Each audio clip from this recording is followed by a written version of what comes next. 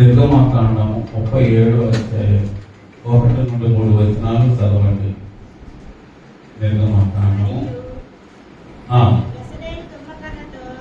మరియు బెసలేలు తుమ్మకర్రతో ఆ మందసమును చేసిన దాని పొడుగు 2 మూరలన్నర, దాని వెడల్పు 3.5, దాని ఎత్తు 3.5. లోపలను ఎలుకలను దానికి మేలిమి బంగారు రేపు ఒదిగించి దాని చుట్టూ బంగారు జవను చేసి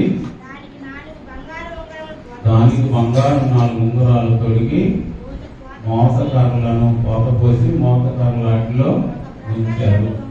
ఈ రకాలను చూడండి. బెసలేలు తుమ్మకర్రతో ఏం చేశాడండి? మందసాన్ని చేశాడు. ఎందుకు చేశాడు అంటే దేవుడు చెప్పాడు. అదే నిర్గమకాండం 25 అధ్యాయం 10-12 వచనాలు చూసుకుంటే అక్కడ దేవుడే మోషే గారితో చెప్పాడు. ఎవరు చెప్పారు ఈ మాట? దేవాది దేవుడైనటువంటి యెహోవా దేవుడు మోషే గారితో చెప్తున్నాడు. వారు తుమ్మకర్రతో ఒక మందసమును చేయవలెను.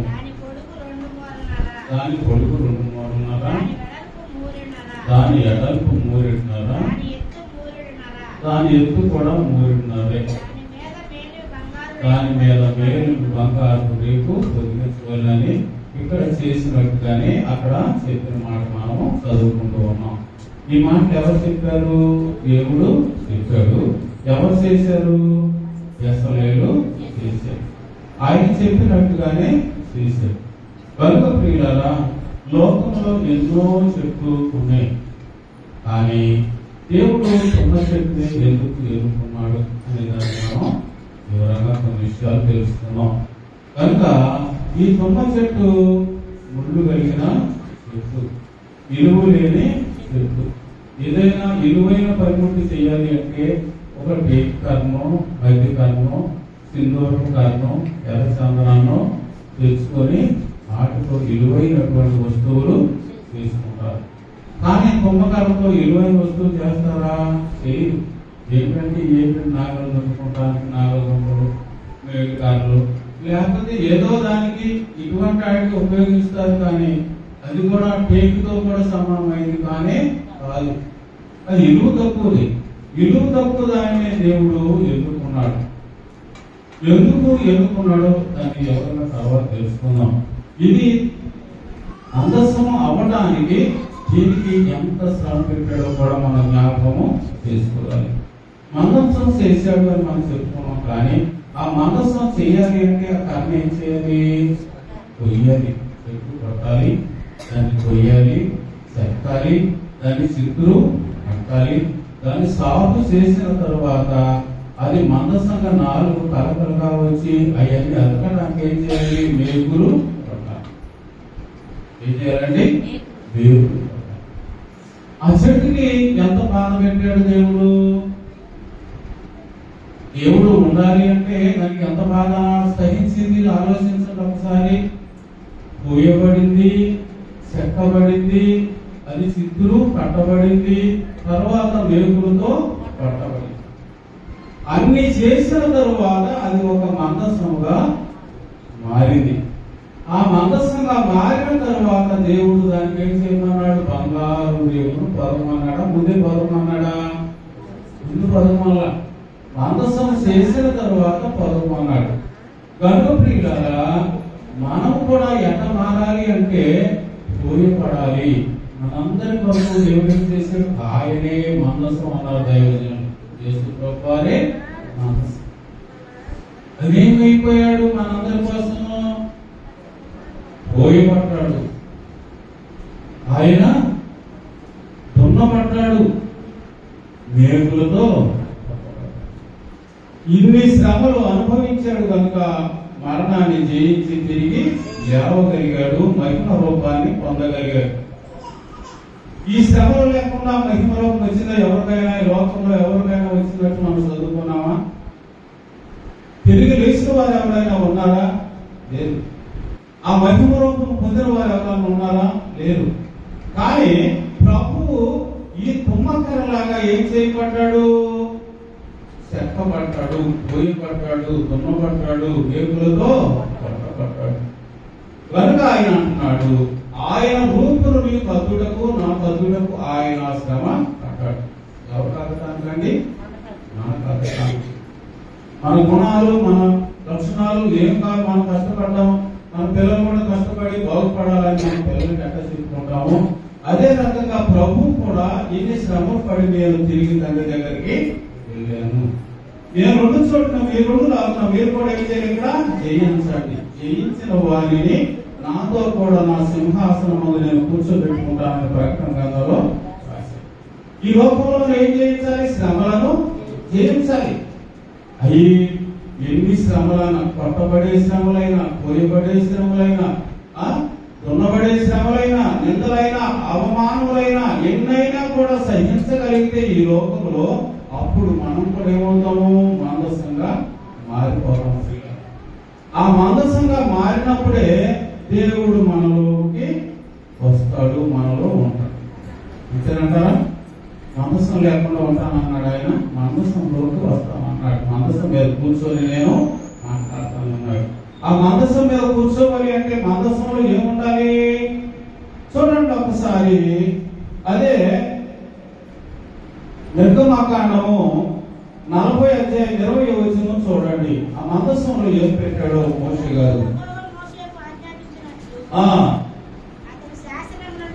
చూడండి, యెహోవా మోషేకు ఆజ్ఞాపించినట్లు తన శాసనములను తీసుకొని మందసములో ఉంచి మందసములకు మోతకర్రలు దూర్చి దాని మీద కరుణాపీఠము ఉంచెను. దాని మీద ప్రభు వచ్చి కూర్చుంటారు. చూసారా? ఆ మందసం ఏం పెట్టారు? శాసనాలను పెట్టారు ప్రియులారా. అట్లాగే మన హృదయం అనేటువంటి మందసంగా మారిపోయినప్పుడు, మనకు మారు మనసు కలిగినప్పుడు, మనకు ప్రభుతో ఏకమైనప్పుడు మనకేమొస్తుంది? ఆ శాసనాలు మన హృదయం అనే పలక మీద రాయబడతాయి. ఆ శాసనాలన్నీ కూడా, ఆ పరిశుద్ధ వాక్కులన్నీ కూడా మన హృదయం మీద రాయబడినప్పుడు అప్పుడు దేవుడు మన మీద కూర్చొని మనతో కలిసి మనతో కూడా ఆయన ఉంటాడండి. ఇప్పుడు మనలో ఏమన్నా మందసం అయ్యారు, మందసం అయిపోయాను అనుకుంటే కాదు. మందసంలో ఏముండాలి? మందసం అవడానికి అయితే ఏమిటి విలువ వచ్చింది దానికి? ఆ శాసనాలు అందులో ఉంటేనే విలువ. ఇప్పుడు దేవుని మాటలు మనలో ఉన్నప్పుడే మన జీవితానికి విలువ. దేవుని మాటలు లేకుండా, దేవుని వాక్యానుసారంగా మనం జీవించకుండా, దేవుని మార్గంలో మనం నడవకుండా, దేవుడు మాతో ఉన్నాడు అంటానికి, లేకపోతే దేవుడు మన కార్యం చేశాడు అంటానికి మనకు సరిపోతామండి. ఎందుకంటే ప్రభు చెప్పాడు, మీరు నా మాటలు శ్రద్ధగా విని. అంతే కదా? మనము ప్రతి వారికి ఏదో ఒక వ్యాధి ఉంది. ఆ వ్యాధి మనలో నుండి పోవాలి అంటే ఏం చేయాలి? 5 మాటలు మనం చూడండి. ఒకసారి నిర్గమకాండం 15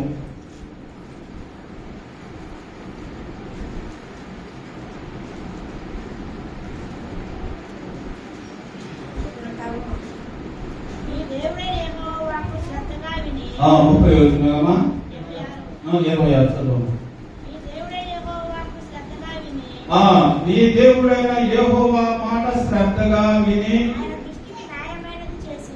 ఆయన దృష్టికి న్యాయమైనది చేసి, చూడండి, ఆయన ఆజ్ఞలకు విధేయులై ఆయన కట్టడలన్నిటినీ అనుసరించి నడిచిన ఎడల నేను ఐగుప్తులకు కలుగజేసిన రోగములలో ఏ రోగము కూడా మీకు రానే రాదు. నిన్ను స్వస్థపరచు యెహోవాను నేనే అంటున్నాడు. ఇక్కడ మనం చేయవలసింది ఆయన మాటలు మనం శ్రద్ధగా వాటిని అనుసరించి మనము జీవించాలి. ఆ మాటలు ఎవరిలో ఉండాలి? అయ్యా మనలో.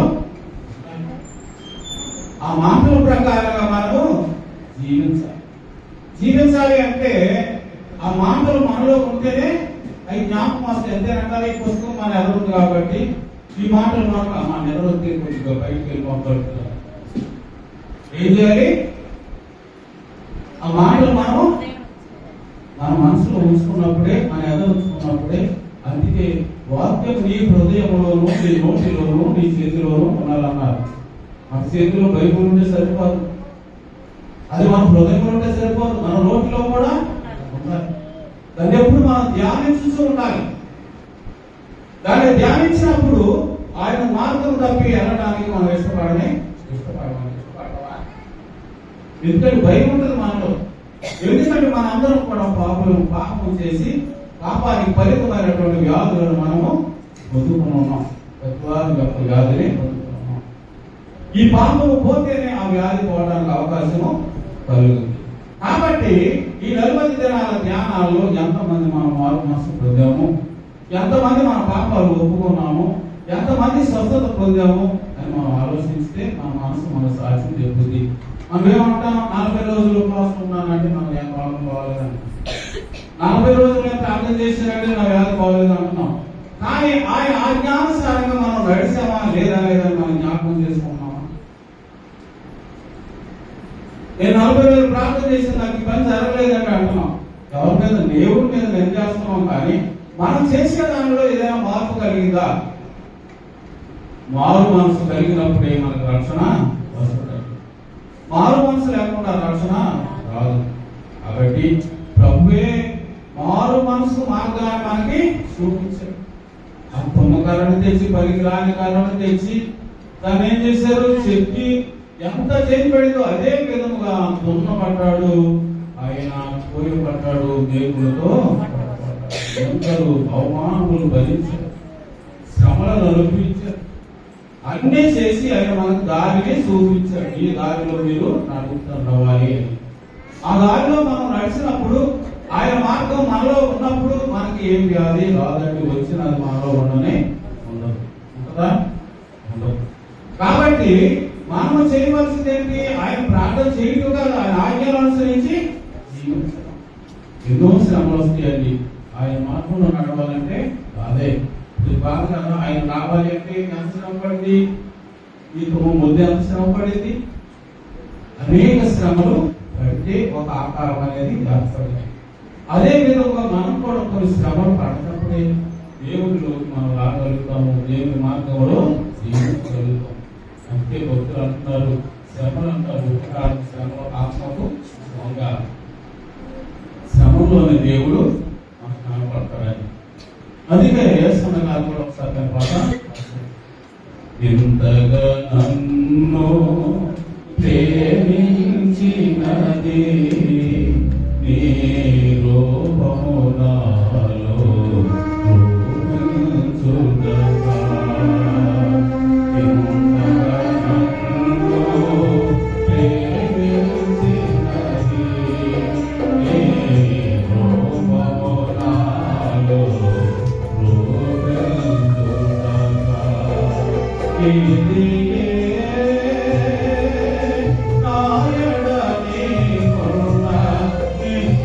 సంకల్పమా, ఇది నాయడని కొన్న నిత్య సంకల్పమా. ఎందరితో ప్రేమించినది నీ రూపము నాలో చూపించుదగా. శ్రమలలో సిలువలో, శ్రమలలో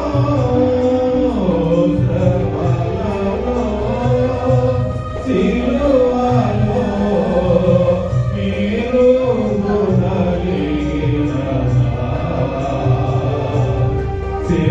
శిలయైనాను నీవలె మార్చుటగా. శ్రమలలో సిలువలో మీరు గుణలిగినదా, శిలయైనాను నీవలె మార్చుటగా.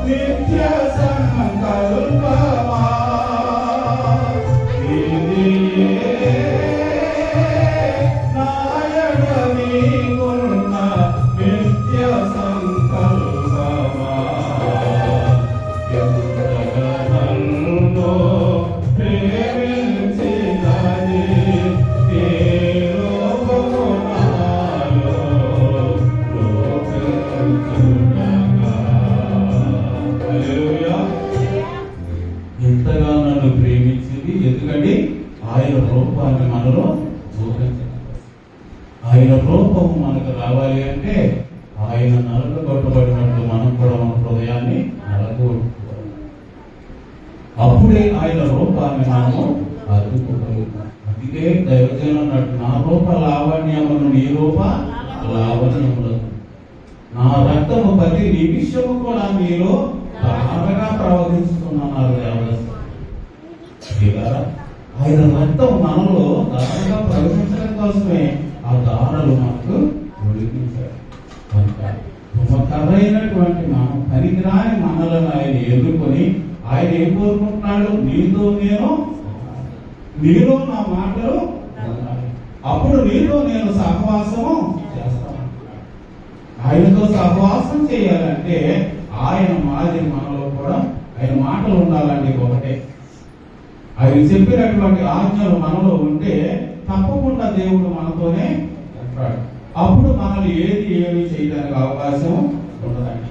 ఆ మాటలు లేనప్పుడు మనం ఏం చేస్తాం? మన ఇష్టానుసారంగా మన జీవితాన్ని గడిపేస్తూ ఉంటాము, మనలో ప్రార్థన చేస్తూ ఉంటాము, మనకి రావాల్సినవి వస్తూ ఉంటాయి, పోవాల్సినవి పోతుంది. అంతేకాని స్థిరమైనటువంటి జీవితం మనకి ఉండదు. స్థిరమైనటువంటి జీవితం మనలో ఉండాలి అంటే ఆయన శాసనములు మనలో ఆ మనస్సులో భద్రపరిచినట్టు మన హృదయంలో ఈ తప్పు చేయకూడదు, ఈ అబద్ధం ఆడకూడదు, ఇది చేయకూడదు, ఇది చేయొచ్చు, ఈ పని చేయాలి అనేది మన హృదయంలో ఉంటే అది మనకి తెలియకూడదు. హృదయం నిండిన దాన్ని బట్టి నోరు మాట్లాడు. మన హృదయం నిండిన దాన్ని బట్టి మనలో కోపం అంటే కోపంగా మాట్లాడటం, దుఃఖం ఉంటే దుఃఖంగా మాట్లాడటం, సంతోషం ఉంటే సంతోషంగా మాట్లాడుతూ ఉంటాం. అది ఎక్కడ ఉంది? మన హృదయంలో నిండిపోయింది కాబట్టి అది మనలో నుండి దాన్ని తీసివేసి ఆయన వాక్యము మన హృదయంలో నింపుకున్నప్పుడు, అయ్యా నీ శాసనాలు నాలో ఉంచయ్యా, ఈ ఆజ్ఞానుసారంగా నేను జీవించాలని నిర్ణయించుకుంటున్నానని ఎవరైతే అది సందులో గోజాడి ప్రార్థించగలుగుతామో వారిలో ఆయన శాసనాలు ఉంటాయి. కాబట్టి ఆడు దేనిని పట్టనే చెడు మీద చెయ్య.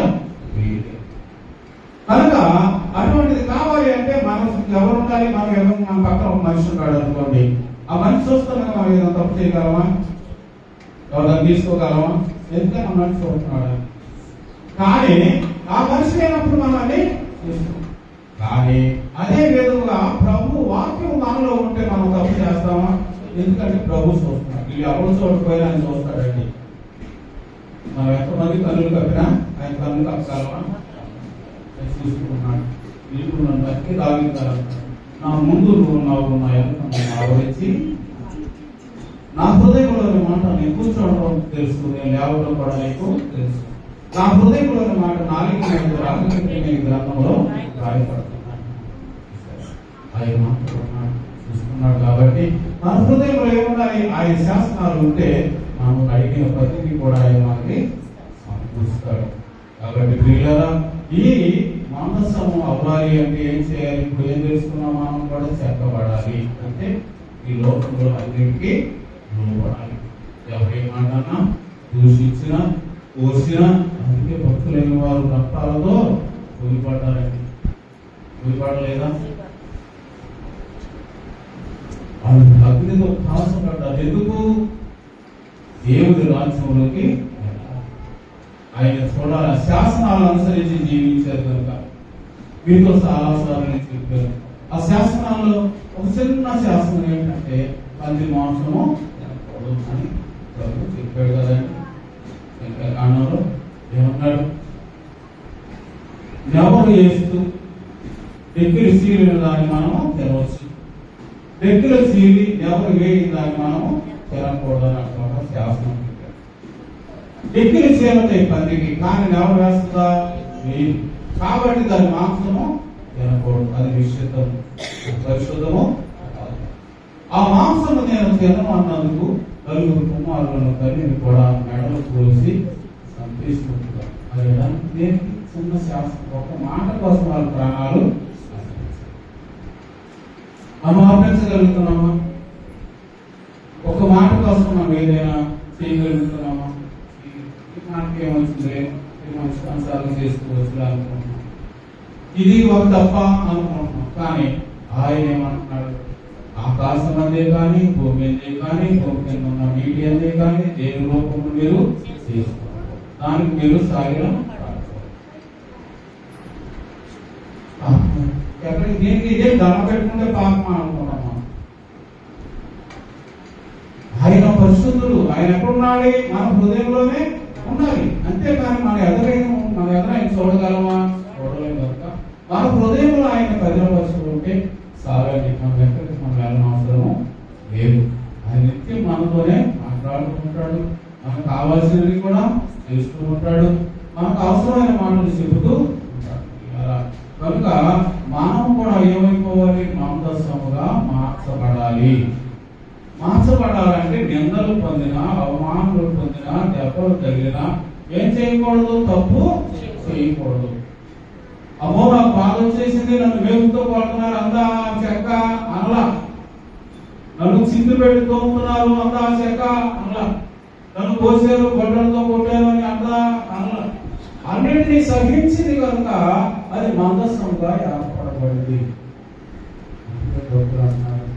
చూడండి,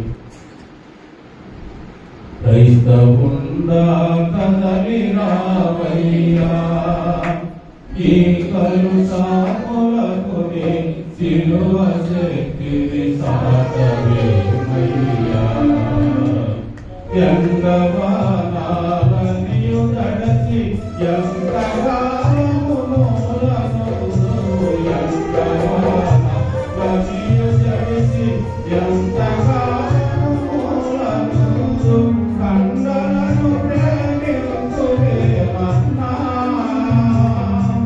ఈ మట్టి కండలు ఎంత పెంచిన మట్టికేనన్నా, ఈ మట్టి కండలు ఎంత పెంచి మట్టికేనన్నా, క్రైస్తవుండా కదలి రావయ్యా, కలుషాత్ములకు యేసుల శక్తి సాటవేమయ్యా, సత్యవాక్యము సంతలో దులిపి బోధకులు త్వరల భక్త్యములపై ప్రాణులు విడిపి, సత్యవాక్యము సంతలో దులిపి బోధకులు త్వరల భక్త్యములపై ప్రాణులు విడిపి, చంద్రమగువను బోధ చేసి ప్రజలను మోసగించు, బోధలు చేసి ప్రజలను మోసగించు, స్తోత్రనాలుల చేరరాదయ్యా, సుఖభోగ విడచి సత్యవాక్యము సాటరావయ్యా, స్తోత్రనాలుల చేరరాదయ్యా, సుఖభోగ విడచి సత్యవాక్యము సాటరావయ్యా, క్రైస్తవుండా కదలి రావయ్యా, కలుషాత్ములకు సిలువ శక్తిని సాటవేమయ్యా, నీతికై మర్తావు వరులెల్లా, విజయీ శ్వాసము పిలుపుకొన పోరాడిరే సాలా, నీతికై మర్తావు వరులెల్లా, విజయీ శ్వాసము పిలుపుకొన పోరాడిరే సాలా, కత్తి పోటులు రాయదెబ్బలు కనకు కలరంభములతో తలుగచ్చి పోటులు రాయదెబ్బలు కనకు కలరంభములతో వ్యర్థముల కొరణాల దెబ్బలు పైవాడి సిరిరే, వానలాడెను రక్తము భూమిపై, క్రైస్తవుండా కదలి రావయ్యా, కలుషాత్ములకు సిలువ శక్తిని సాటవేమయ్యా. హల్లెలూయా. వీళ్ళనా ఈ లోక బోధలు ఎట్లున్నాయంటే మోసం. సత్యవాక్యాన్ని సంతలో దొరికి ఏ మాటలు చెప్తే అందరూ నవ్వుతారు, ఏ మాటలు చెప్తే సంతోషిస్తారు, ఏ మాటలు చెప్తే కానుకలు వేస్తారనేటువంటి ఉద్దేశంతో ఈ లోకము సత్యాన్ని విడిచిపెట్టాను, ఇష్టానుసారంగా ప్రకటనలో బోధ చేస్తున్నాను. భర్త గారు అన్నారు, దేవా పో అంటే పోతుందండి, పోతా మరి పోతుంది అక్కడ నిలబడిపోతున్నారు, తిరగబడిపోతున్నారు, వదిలేసేస్తున్నారు. చూడండి, అసలు మనకు కావాల్సింది ఏంటి? ఈ లోకంలో ఈ శరీర స్వేచ్ఛ కంటే పరలోక సౌఖ్యం కావాలి. ఆ పరలోకం చేరే దాని కొరకు మనం చూడాలి. కానీ ఆ శాశ్వతమైన ఈ లోకంలో ఈ సుఖం కోసం మనం చూసుకుంటే పరలోకానికి ఈ కన్నులు ఎంత పెంచినేమో దేనికండి? ఎప్పుడైనా ఒక రోజు బట్టి ఏమన్నాడు, అయ్యా నేను దేశాన్ని ప్రపంచాన్ని గెలిచాను, ఏమి తీసుకొని పోట్ల ఒట్టి చేతులతో వచ్చి ఒట్టి చేతులతో వెళ్తానని అందరూ తెలుసుకోవాలి అన్నాడు. యోగు గారు ఏమన్నాడు, నా తల్లి గర్భం నుండి నేను దిగంబరిగా వచ్చాను, దిగంబరిగానే వెళ్ళిపోతున్నాను. యెహోవా ఇచ్చిన యెహోవే తీసుకొనిను, ఆయనకి స్తోత్రము కలుగునుగా కారణాలు. ఈ లోకం శాశ్వతమైన కాదు కాబట్టి ఈ లోకంలో శ్రమలు వస్తాయి. ఎందుకంటే నీతిగా జీవించాలంటే శ్రమలు వస్తాయి. ఇప్పుడు మనసు అవ్వాలంటే ఆ కర్రకి ఎన్ని శ్రమలు వచ్చినాయి? ఆ శ్రమలన్నీ అనుభవించింది కనుక ఆ మనసంగా ఏర్పరచబడిన తర్వాత దాని మీద బంగారం వేసుకుని అప్పుడు బంగారం లాంటి జీవితం మనకు దేవుడు ఈ శ్రమలు పొందిన తరువాత ఆ జీవితాన్ని దేవుడు మనకి ఇస్తాడు. ఈ శ్రమలు లేకుండా దాన్ని ఇస్తాడా? ఎవరండి? కనుక ఈ శ్రమలన్నింటినీ కూడా మనం జాగ్రత్తగా దేవుని మీద మనం ఆనుకున్నప్పుడు శ్రమ అనిపించలే. ప్రభు అన్ని శ్రమలు వచ్చినా ఆయన బాధపడ్డాడండి, ఆయన శ్రమ అనిపించింది. ఎందుకని? ఆయన పక్షంలో దేవదూత గారు అన్నింటినీ భరించినట్టుగా మన గ్రంథంలో ఈ శ్రమలను చూసినటువంటి ప్రభు అదంతా కూడా గెలిచి మనం ఏం చేశాడు? ప్రార్థన చేశాడు. నీటి ప్రార్థన చేశాడు. ఈ శ్రమ నేను పొందగలనా, నేను భరించగలనా, నా నోరు నేను ఆపుకోగలనా, వారిని నిర్దించబడలేక అపవాన్ని మీద అనకుండా ఉండగలనా, ఈ శక్తిలో సరిపోతుందా అని ప్రార్థించితే దేవుడు ఏం చేసుకుంటారు? దూత గారిని పంపి ఆయనను బలపరచాడు. శ్రమలో ఉన్నప్పుడు మనం కూడా ఏం చేయాలి? ప్రార్థన. ఆ ప్రార్థన చేసినప్పుడు ప్రభు మనకి సహకారినైనటువంటి పరిశుద్ధాత్మ దేవుడు మనకు తోడుగా, ఆ తోడుగా వచ్చిన ప్రభు మన చెయ్యి పట్టి మనలను నడిపిస్తాడు. పేతురు శ్రమలో ఉన్నాడు. ఎవరు పట్టి చెయ్యి పట్టుకొని తీసుకెళ్లారు? దేవదూత గారు తీసుకెళ్లారా? ఎవరు తీసుకెళ్లారా? దేవదూత గారు చేశారు. పేతురు లేవు అని తట్టి లేపి చెయ్యి పట్టుకొని గౌని అవతలకు తీసుకుని వెళ్ళి ఆయన తీసుకుంటారు.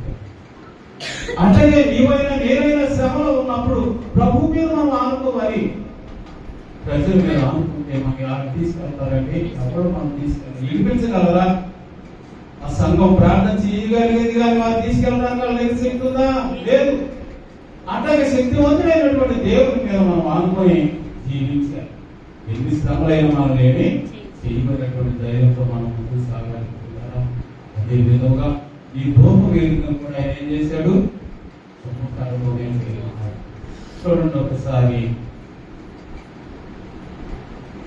నిర్గమకాండము 37:5 చూడండి. మరియు అతడు తుమ్మకరతో ధూప వేదికను చేసెను. దాని పొడుగు మూరెడు, దాని వెడల్పు కూడా మూరెడే. అది సత్సవకముగా ఉండెను. దాని ఎత్తు 2 మూరలు. దాని కొమ్ములు ఏకాండము. దానిలోనే కలిపే కొమ్ములు కూడా చేయమన్నాడు. ఎందుకు చేయమన్నాడు? తుమ్మకార. ఈ తుమ్మకార దేనికి చేయమన్నాడు? ధూప వేదిక. ఈ ధూపం వేసినప్పుడు ఈ ధూపం ఎక్కడికి వెళ్ళాలి? దేవునికి. కనుక ప్రియులారా, ఈ ధూప వేదిక తుమ్మకార. దాని మీద బంగారం పొందారు. దాని మీద ఏమేమన్నాడు? సుగంధ ద్రవ్యాలను, సుగంధ ద్రవ్యాల సంభారము దాని మీద వేసుకున్నాడు. వాటిని కూడా వివరించి మంచి విలువైనటువంటి సుగంధాలు అవన్నీ కూడా ఏమన్నాడు? వేసినప్పుడు పొగలది దేవుడు ఆయన ఆ ప్రాంగణం అంతా కూడా ఇంటిపోతుంది అన్నారు. అదే విధముగా ఈ తుమ్మకర లాంటి మన ప్రార్థనకి వెళ్ళాలి, దేవుని సన్నిధికి వెళ్ళాలంటే మనం దాని మీద ఏం వేయాలి? పరిమళ ద్రవ్యాలు వేయాలా, అపవిత్ర ద్రవ్యాలు వేయాలా? పరిమళ ద్రవ్యాలు అంటే మంచి గురించి మనం దేవుని సన్నిధిలో మొర పెట్టాలి, చెడుల గురించి మొర పెట్టకూడదు. మనం ఏం చేస్తాం? అమ్మా అయ్యా ఎస్సయ్యా సోదరయ్యా, వాళ్ళు తింటున్నారయ్యా, వాళ్ళు వాడుతున్నారయ్యా, వాళ్ళు అమ్మ మీద ఎంత చేస్తున్నారయ్యా, వాళ్ళు నాలుగు చూడయ్యా, ఎప్పుడు పోతావయ్యా? ఈ ప్రార్థన ఆలకిస్తాడండి దేవుడు. అయ్యా అందరూ బాగున్నారయ్యా, నాకే శ్రమ వచ్చిందయ్యా అంటే అంత పెట్టుకోవాలి, వీడియో కాల్ పడాలి.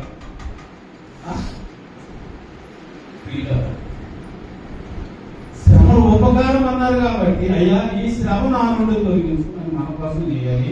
ఇంకా శ్రమంలో ఉన్న వారి కోసం కూడా మనం ప్రార్థన చేయాలి. అదే పరిమళ. దేవదాసయ్య గారు ఏమన్నారు? ఒక ఆయన ఉపసం ఆయన వెళ్ళాడంట దేవదాసయ్య గారి దగ్గరికి. అయ్యా ఎన్ని మందులు వాడినా ఈ రోగం పోతలేదయ్యా, ఎప్పుడు ఒప్పట్టిందంటే ఉపసం అవుతుంది, వారం కూర్చుందంటే ఉపసం అవుతుంది, సరిగా అవుతుందంటే ఉపసం అవుతుంది, ఏదైనా పులుపు తింటే ఉపసం అవుతుంది. అయ్యా ఏం చేయనయ్యా, తప్పంతా వేగైపోతుంది కానీ రోగం పోవట్లేదు అన్నాడు. అయ్యా చెప్పారంట, అయ్యా నువ్వు వెళ్ళు, ఈ ఊళ్ళో నీలాగా రోగం కూడా ఎవడన్నా ఉంటాడు చూడు, ముందు ఆయన చూసుకుని ఆడితో చెప్పు, అయ్యా నీకోసం నన్ను ప్రార్థన చేయమన్నాడు, నీ రోగం పోతుందంట అన్నాడు, నువ్వు కూడా ప్రార్థన చేస్తే మన ఇద్దరు కలిసి చేద్దామని చెప్పు. అతను చేసినా చేయకపోయినా అతని కోసం నువ్వు ప్రార్థన. ఎప్పటి వరకు? అతనికి తగ్గే వరకు నువ్వు ప్రార్థన చేయి. అతను తగ్గితే నీకు కూడా చూడండి. అసలు అతను తగ్గే వరకు ప్రార్థన చేయాలంటే అంత సహనం కావాలి. అతని కోసం ఇతని కోసం బాధపడతాం కాదు, ఎతని వారి కోసం బాధపడాలి. అయ్యా వాళ్ళ బాధ తీసేనాయన, వాళ్ళ శ్రమం తీసేనాయనని అటువంటి ప్రార్థన దూపము ఎక్కడికి వెళ్ళదు? దేవుడి దగ్గరికి వెళ్ళదు. అంతేకాని మన శ్రమలే చెప్పుకొని, మన బాధలే చెప్పుకొని, మన పాపాలు ఒప్పుకోకుండా ఉంటే మన ప్రార్థన వెళ్ళదండి. అసలు ప్రభు సన్నిధికి వచ్చినప్పుడు ముందు ఏం చేయాలి? మన పాపాలన్నింటినీ కూడా మనం ఒప్పుకోవాలి, మన శరీరం తట్టి కడుక్కోవాలి, శుద్ధి చేసుకోవాలి. ఆ చెక్కని దాన్ని కూడా ఏం చేశారు? ఆ చెక్క దోపేది కావాలంటే 4 పలకలుగా దాన్ని చెయ్యాలంటే దాన్ని కూడా ఏం చేశారు? శిక్షారా లేదా? దాన్ని కూడా ఏం చేశారు? వేపులు కొట్టారా లేదా? దాన్ని కూడా శ్రమ పెట్టారు. ఈ శ్రమలోనే మనం ఎవరికైతే దేవుని దగ్గరికి వెళ్ళాలి, అంతేనంటారా? ఈ శ్రమ వచ్చినప్పుడు మనం దేవుని ప్రార్థన చేయాలి. ధూపం వలె మన ప్రార్థన వెళ్ళాలంటే మన నోటి మాట్లాడుతుండాలి పరిమళముగా. అందుకనే ప్రభు చెప్పాడు, మిమ్మల్ని పరిమళ వాసనగా ఉంచినప్పుడు ఆయన ఏం చేశాడు? తాను బలిగాను అర్పణగాను అర్పించుకున్నాడు అన్నారు అపోస్తలుడైన పౌలు గారు ఎఫెసీయులకు రాసిన పత్రిక 5వ అధ్యాయంలో. ఈ పరిమళ వాసన మనలో రావాలి అంటే మనలో ఉన్న దుర్గుణాలన్నీ కూడా బయటికి పోవాలి, లేకపోతే వస్తుంది. చూడండి అసలు అక్కడ చక్కగా రాశారు, ఒకసారి చదవండి అయ్యా. ఎఫెసీయులకు రాసిన పత్రిక 5వ అధ్యాయము.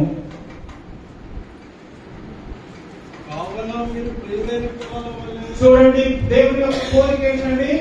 మనమందరం కూడా ప్రియులైన పిల్లలు అంటే ఆయన ప్రేమించేటువంటి వారు, ఆయనకి ఇష్టమైనటువంటి పిల్లలుగా ఉండాలనేది దేవుని ఆశ. మన పిల్లలు కూడా ఎట్లా ఉండాలి అనుకుంటాం? మంచిగా ఉండాలి, నా మాట వినాలి, అది నా మార్గంలో నడవాలి అనుకుంటాం. అట్లాగే దేవుడు కూడా వీళ్ళందరూ కూడా నా మాట వినాలి, నా దగ్గరికే రావాలి, నేనున్న కాడ ఆవిడ కూడా ఉండాలి అనేటువంటి ఆశతో ఆయన ఏం చేశాడంట? మీరు ప్రియులైన పిల్లల వలె ఉండవాలని.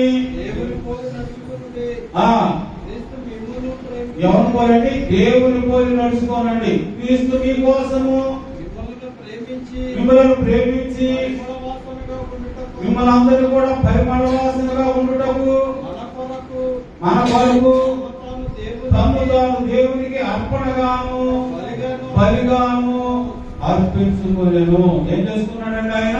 ఎవరి కోసం? మన కోసమే. మన పాప పిల్లలు ఉన్నారు, యవనస్తులు ఉన్నారు, పెద్దలు ఉన్నారు. ఎవరి కోసం కష్టపడుతున్నారు? పిల్లల కోసమే. అంతేనంటారా?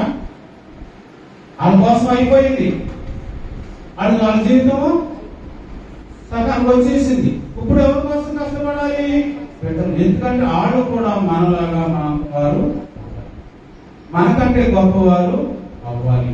అనేటువంటి ఆశతో తల్లిదండ్రులు ఎంత కష్టపడుతున్నారో క్రీస్తు ప్రభు కూడా నా రాజ్యంలో, నా సముఖంలో, నా సింహాసనం దగ్గర ఉండాలనేటువంటి ఆశతో ఆయన ఏం చేస్తున్నాడంట?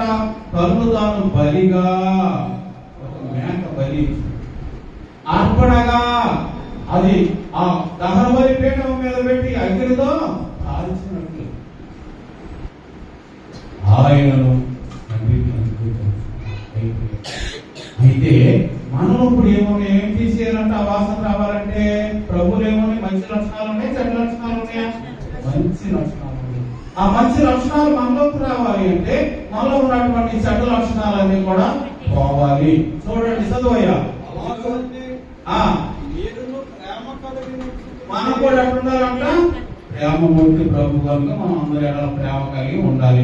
రెండోదిగా మీలో జాగ్రత్తమే కానీ ఏ విధమైన అపవిత్రతే కానీ లోభత్వమే కానీ ఇటు పేరు కూడా ఎత్తకూడదు.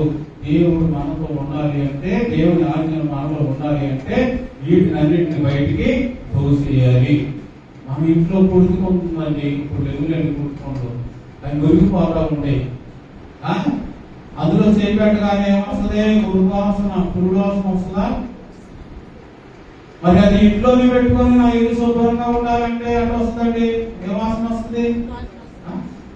ఒక మూల ఎక్కువ చచ్చిపోయింది అనుకోండి, దాన్ని తీసేది అనుకోండి, ఏ వాసన వస్తుంది? అంత ఏం చేయాలి? దాన్ని తీసేయాలి, అక్కడే ఉంచాలా?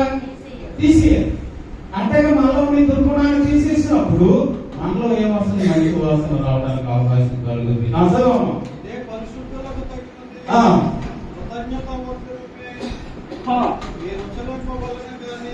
చూడండి, కృతజ్ఞతావచనమే మీరు ఉచ్చరింపవలెను కానీ మీరు భూతులైనను, పోగిరి మాటలైనను, సరస్వతులైనను మీ నోట రాకూడదు. ఉచ్చరింపకూడదని మాట్లాడకూడదు. ఇన్ని మానేయాలి, ముందై మానాలి, ఇవి కూడా మానాలి. ఇంకా మానాలి. చూడండి,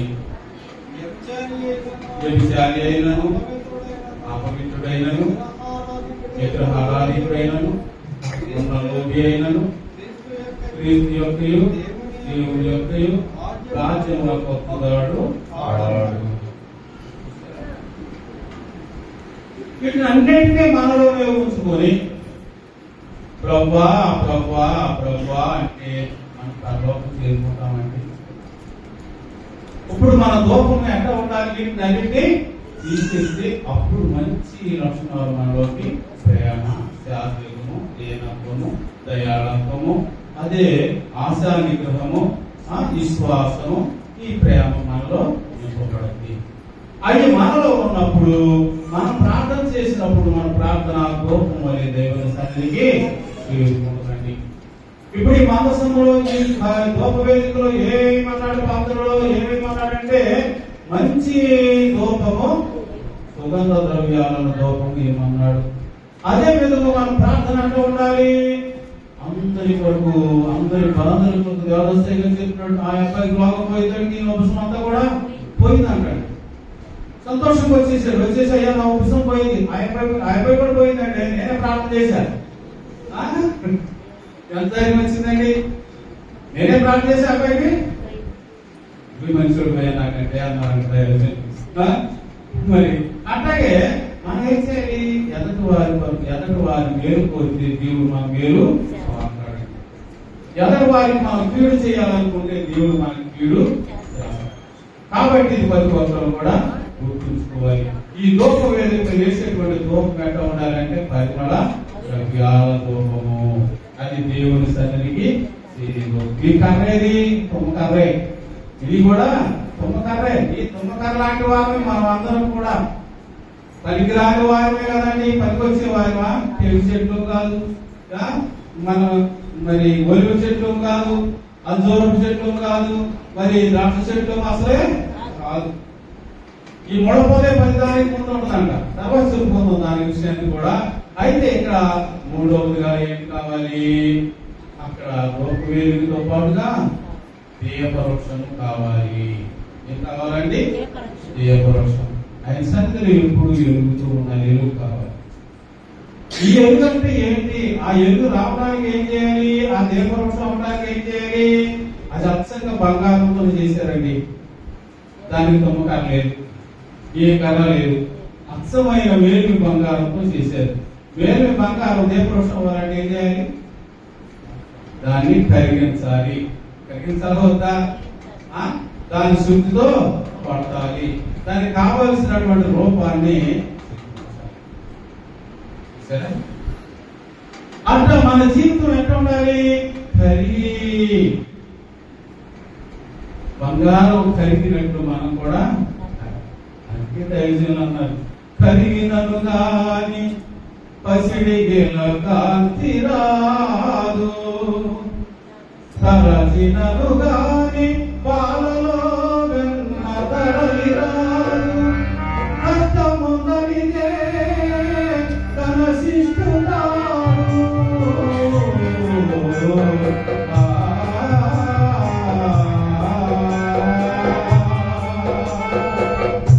కరిగితేనే పసిడికి. అట్లాగే మన జీవితము కష్టాలు అనేటువంటి కోరికలో పొట్టము వేసినప్పుడు మన జీవితానికి ఏమొస్తుంది? ఒక కాంతి. అంటే ఈ కష్టాలు అనే కోరికలో మనలో ఉన్న దుర్మార్గం అంతా పోతుంది. అంతే దైవజనులు పాటలో రాశారు, ఈలో ఉన్న పాపాలన్నీ కరిగి కూలే వరకు కష్టాల కోరిక నిన్ను పాలును అన్నారు. మనలో ఉన్న పాపాలన్నీ ఏమైపోవాలంటే కరిగి కూలిపోవాలి. అప్పుడు వరకు కష్టాలనే కోరిక కాలుతూనే ఉంటాం. మనలో ఉన్న సద్గుణాలన్నీ పైకి వచ్చే వరకు కూడా అది రాజుతూనే ఉంటాం. మనలో ఉన్న సద్గుణాలు పైకి వచ్చే వరకు అది రాజుతూనే ఉంటాం. కనుక దీనికి రూపం వచ్చే వరకు కూడా ఎన్ని బాధలు పడింది ఆ బంగారము. అప్పుడు దాని మీద జ్యోతిని వెలిగించారు. అది నిత్యము ఎలుగుతూనే ఉంది. అది ఏ దీపము అంటే జ్ఞానం అనే దీపము. ఏ దీపం అంటే అది జ్ఞానము. ఆరిపోని జ్యోతిని నాలో ఎలిగించుము దేవా, ఈ తారనాల జ్యోతిని నీవే వెలుగుని ప్రసరించు నాలో, చీకటి తొలగించు వెలుగుని ప్రసరించు నాలో, చీకటి తొలగించు.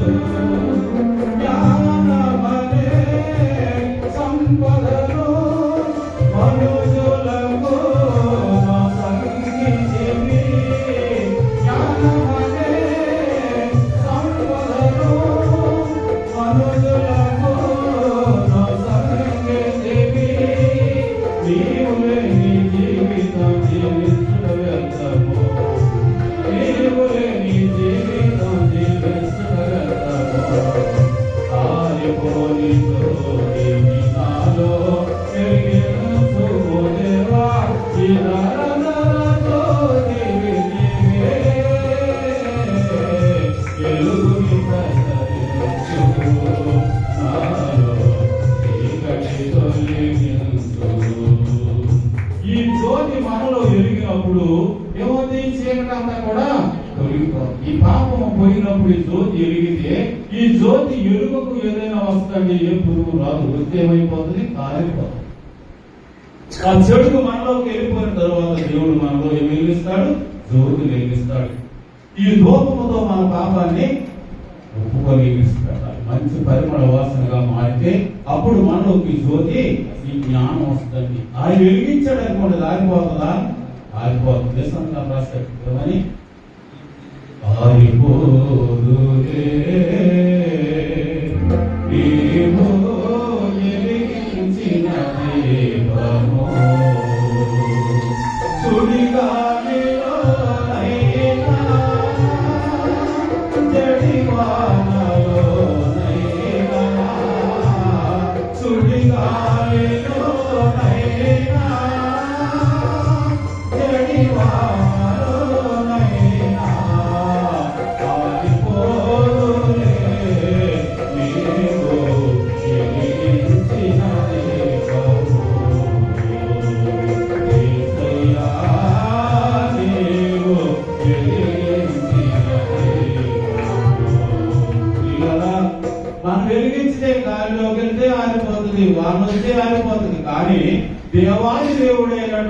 మబ్బు వెలిగించినే అది ఆరిపోయేది కాదు. కనుక మనం అందరం కూడా వెలిగించబడాలనేది దేవుని యొక్క ఆశ. వెలిగించబడాలంటే మనలో జ్ఞానాన్ని మనం సంపాదించుకోవాలి. ఆ జ్ఞానం మనలోకి రావాలంటే కొన్ని దెబ్బలు కరిగించబడాలి. ఈ శరీరాన్ని, మనలో ఉన్నటువంటి హృదయాన్ని కరిగించుకోవాలి. ఈ పాపాన్ని అంతటిని కూడా విడిచిపెట్టేయాలి. అప్పుడు మనం ఎలుగుతూ ఉంటాం. ఆయన సన్నిధిలో ఎలుగుతూ ఉంటే ఏది మనందరికీ రాదు. ఇది మనమంతగా మనం చూసుకుందాము. ఇదంతా శ్రమలు. మరి ఈ తుమ్మకర్ర ఎందుకు దేవుడు వాడుకున్నాడు అని దాన్ని మనం చూస్తే, తుమ్మకర్ర కోరుకున్నాక ఏం కావాలని, నేను రాజును అవుతాను అవ్వతాను అన్నాక అన్ని చెట్లన్నీ కూడా ఎక్కడికి వెళ్ళి అది ఒక్కొక్కటి అడుగుకుంటే అడుగుల చెట్లన్నీ కూర్చొని ఉన్నాయంట. అదైతే ఆలోచన చేసింది అంట. ఏమని, అందరికి రాజు ఉంటాడు, మనకి రాజు ఎవరు లేదు. ఎవరికి రాజు ఉంటాడు, చేపకు రాజు ఉంటాడు, పుల్లికి రాజు ఉంటాడు, పాముకి రాజు ఉంటాడు, అన్నింటికి ఉంటాడు. మనకు రాజు ఎవరు లేరు, మనం ఏం చేయాలి అని కూడా రాజును మాట్లాడుతున్నాం అనుకున్నాను. అనుకున్నాక ఈ బయలుదేరి అంట. చూడండి, న్యాయాధిపతుల గ్రంథము 9:8 కానీ చదవండి.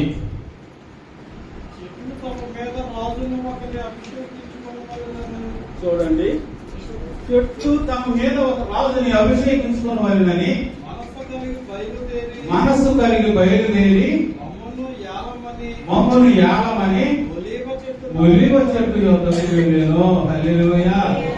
అనుకున్నా ఎవరైతే బాగుంటారా అని ఆలోచించి, బాగుంటాడు, బాగుంటాడు, ఎక్కువ ఉంటాడు, వ్యాపారం చేస్తాడు, ఎన్నో పట్టిస్తాడు అనుకో. రాంబాబు గారి దగ్గరికి వెళ్ళేటప్పటికి రాంబాబు గారు ఏమంటున్నాడంట, చూడండి, చదువయ్యా.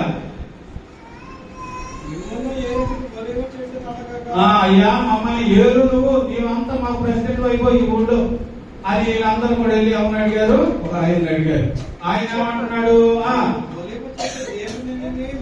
చూడండి, ఒలివ చెట్టు చేరుకుందంట. నేను దేవుని మానవుని దేని వలని నరులు సన్మానించుతారు, ఆ తైలము నీయక ఈ మీద రాజున ఈ ఇటు ఓటు ఊరుతాకి నాకు ఖాళీ ఏమీ లేదు, మీ దాకా మీరు బొండు అందంట. చూసారా, మనకు పెద్దనంటే అన్నమాట, ఎప్పుడురా మాట్లాడతారో రేపు మాట్లాడతారా అంటాం. మాట్లాడదాకా ఇంటికి నిద్ర పట్టదు, మళ్ళీ కాదేమన్నా పెడతారేమని.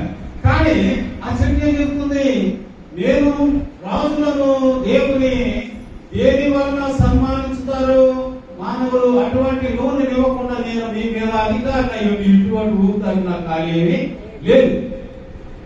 కానీ సద్గుణవంతులకు ఏం కావాలి, దేవుని సేవ కావాలి, దేవుని ప్రార్థన కావాలి. అంతేగాని ప్రభుత్వాలు, అధికారాలు, పెద్దరికాలు అసలు అవసరమే లేదు. దీన్ని బట్టి ఆలోచించి అంటే అంటారా.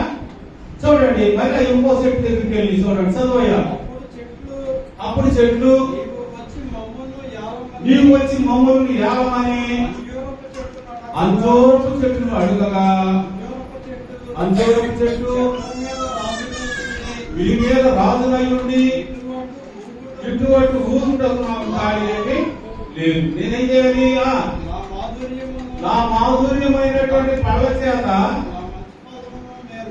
నేను ఇయ్యక మాత్రానా ఆ మధురమైనటువంటి ఫలాలు ఎంతో మానేసేసి నేను మీ మీద ఊగటానికి, మీ మీద తిరగటానికి, మీ మీద పెత్తనం చేయడానికి నాకు ఖాళీ ఏమీ లేదు.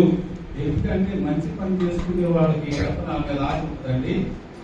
పెత్తనమే ఒప్పుకున్నాం అనుకోండి, ఎలాంటి వాళ్ళు అడుగులో వస్తారా, అసలు ఏదో మీటింగ్ ఉంటుంది, ఏదో పని ఉంటుంది, ఏదో సమావేశం ఉంటుంది, ఆ పెద్దరికి వెళ్ళాలి.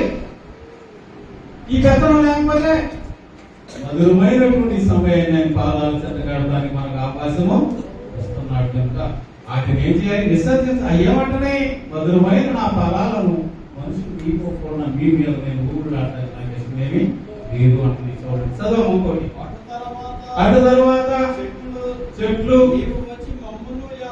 నీవు వచ్చి మమ్మను యాలమని ద్రాక్షవల్లిని అడుగగా, ద్రాక్షవల్లి దేవునిని మానవులను సంతోషపెట్టు, నా ద్రాక్ష రసము ఇవ్వకుండా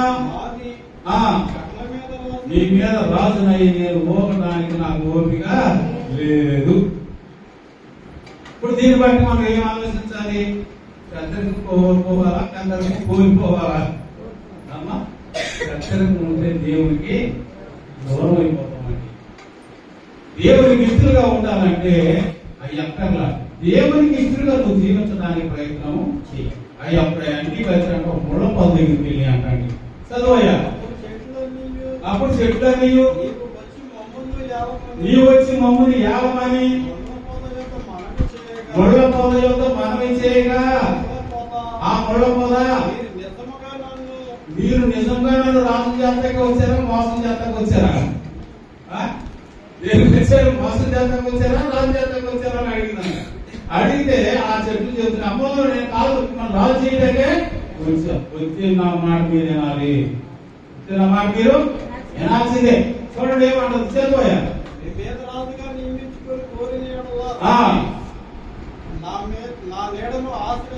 నా నీడకొచ్చి ఆశ్రయించింది. అతను చెట్టు ఏమంటే 4 నెలలు దానికి ఎంత ఉంటే అంటే రోగాలకు వస్తాయి అంట. వస్తాయి కాబట్టి ఒకసారి ఎవరు చెప్పారండి, మాట రవీంద్ర గారు చెప్పారు మన ఊరు వచ్చినప్పుడు, నా చెయ్యి ఎవరు సార్ మా ఏం అడిగితే, నా చెయ్యి ఎట్లా మీ చెల్లి పెట్టి సార్ అయిపోతుంది మాట్లాడుతున్నాం. ఆయన అన్నట్టు ఏదైనా సరే మీరు నన్ను ఆశ్రయిస్తే ఏదో మనం కోరుకున్నాను సినిమాంత అయిపోతారు. కనుక్కురా ఇంతకీ చెప్తే ఏమంటుంది, తాను తాగితే ఏమవుతారంటే పొద్దుతారా చచ్చిపోతారా, ఆరోగ్యం అవుతుందా, ఆరోగ్యం చెడిపోతా, అటువంటి చెడులే అధికారులు చేసేస్తాను. ఈ చెట్టు కూడా ఏమంటుంది, మీరు వచ్చినందుకు ఆశ్రయించండి. ఆయన ఆ రోజు ఈ మాట కూడా చెప్పాడు, తుమ్మ చెట్టు కింద 6 నెలలు కొట్టుకుంటే పుష్పం పోతారు, 50 చెట్టు కింద కొట్టుకుంటే రోగం పోతారు. ఈ తుమ్మ చెట్టు రోగాలు తెచ్చే, వాసన రోగాలు తెచ్చే, గాలి రోగాలు తెచ్చే, కూర్చుకునే ముళ్ళు, అంతేనంటారా? చూడండి చదువు. లేదు మీరు నా మాట వినలేదనుకో, అగ్ని నాలో నుండి రైలు మిమ్మల్ని కాల్చి పారేస్తాను అన్నాడు. చూసారా, కాల్చేదు ఆ మాట దగ్గర కూడా వాసిపోతుంది. కనుక ప్రియులారా, ఇది ఏం కోరుకుంది? అధికారాన్ని కోరుకుంది. కనుక దేవుడు చూశాడు, నువ్వు అధికారాన్ని కోరుకున్నావు, బాగానే ఉంది, నీకు నేనేం చేస్తాను చూడు, నువ్వేం చేస్తాను మార్చుతాను. నువ్వేం చెప్పావు, అలా కాల్ చేస్తా అన్నావు, కాల్ చేస్తానికి నీ పెత్తనం ఏం నేను అలా బాగు చేయడానికే నీకు పెత్తనం ఇచ్చాను. కనుక నిన్ను నేను ఏం చేస్తాను, మారుస్తానని తీసుకుంటూ ఆ కారణమే కోరుకున్నాడు. ఆ తుమ్మ చెట్టునే కోరుకున్నాడు, దాని కారణమే కొయ్యమన్నాడు, దాని కారణమే చిత్తులు పట్టమన్నాడు, దాని కారణమే వేగులు మార్చాలి. ఆయన మార్గం కొలిగి ఎంతటి హింసించాడండి. ఇక్కడ హింసించింది సాలంగా యేరుషలేములో ఆ ప్రాంతం వారిని చంపింది సాలంగా దమస్కకు కూడా వెళ్ళి ప్రయాణము కూడా లాక్కొచ్చేసుకుంటారు. దాన్ని ఏం చేశాడు, ఆయన్ని పట్టుకున్నాడు, పొయ్యడం మొదలెట్టాడు, ఆయన కాల్చడం మొదలెట్టాడు. ఎవరైతే కాల్చాలనుకున్నారో ఆయనే దేవుడు ఎంత కాల్చాడు. దేవుడి కొరకు నేను వ్యవస్థను అయిపోయాను, ప్రాణమైపోయి పొయ్యి పడుతున్నాను. ఆఖరి మాట ఆయన అన్నమాట, క్రీస్తులో ఇంకేనా మిగిలిన శ్రమలుంటే ఆయన నా శరీరంలో నేను అనుభవిస్తాను. అంత కఠినాత్ముడైనటువంటి సౌలును పౌలుగా ఈ పనికి రాని తుమ్మ చెట్టును ఏం చేశాడు, ఆయన మానసంగా ఈ మధ్యాహ్న సమయం సన్నిధిలో ఉన్న మనం ఎటువంటి వారమైనా సరే ఆయనకు లోబడినప్పుడు నిన్ను నన్ను ఒక ధూప వేదికగానో మందస్సముగానో లేకపోతే దేవ వృక్షంగానో మార్చడానికి ఆయన సిద్ధంగా ఉన్నాడు. అయితే మనం ఏముండకూడదు, దుర్గుణాలు పాపములను విడువు మనసా, ఇంకా పాపివై అన్నాడు ప్రతికెదవ మనసా, పాపములను విడువు మనసా, పాపాత్ములకు నరక కోపమున్నది కనుక పాపము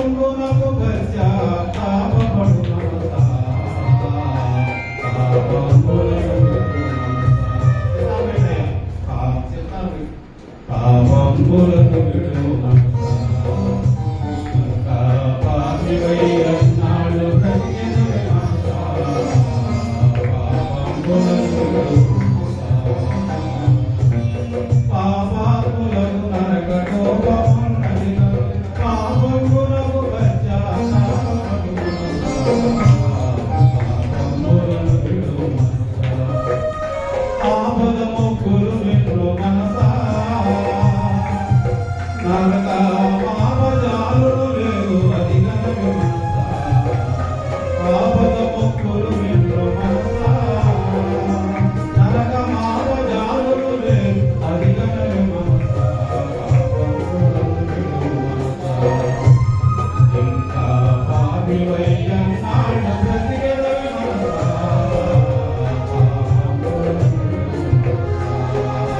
హల్లెలూయా. పాపాలను మనం విడిచిపెడితే పరిమళ రూపం దేవుడు మనకి అద్భుతాడు. ఆయన యొక్క రూప లావణ్యాలు మనకి అద్భుతాడు కనుక మనం 40 రోజుల నుంచి ఈ చరిత్ర చెప్పుకున్నాం. కానీ దీని భావం ఏంటి? అక్కడ రాసిందే మనం చదువుకోగలుగుతున్నాం. దీని భావాన్ని దాన్ని ఏం చేయాలి? తరచినను కానీ పాలలో అన్నా తరాలి కాదు. దీని తరచాలి. ఏ వాక్యమైనా సరే చదువుకున్నంత మాత్రాన మనకు అర్థము కాబట్టి ఆ వాక్యాన్ని ఒక వచనం చదివి ఆఫ్ చేసి దానిలో ఉన్న భావం కోసం మనం ఇచ్చినప్పుడు కొన్ని భావాలు మనకు బయటపడడానికి అవకాశము కలిగింది. అతి కృప దేవుడు మనందరికి ఇచ్చి ఈ పాప లోకం నుండి కుంభకరలాంటి మనలను ఆయన మందస్సముగా లేకపోతే ఆయన దోప వేదికగా ఆయన గుడాలుగా అన్నిటికీ తొప్పకాగే వాడిన దేవుడు మనందరినీ కూడా ఆయన ఆలయముగా మార్చి ఆయన సేవలో వాడుకోనుగాక. ఆమేన్.